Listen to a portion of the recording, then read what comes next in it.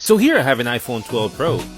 The back glass was completely shattered, but I already removed the broken glass. Now here's what the new glass replacement looks like. First, I'll use B7000 glue to seal the new glass. Now I just simply make sure I apply this glue evenly all around the back of the phone. And once I'm done, it'll look like this. Now I'll grab my new glass and I'll simply lay it down on the back of the phone.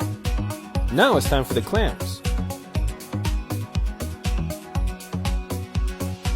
And that's it! Now I just leave these clamps on the phone for the next 24 hours to ensure a perfect seal. Hope you guys enjoyed the video.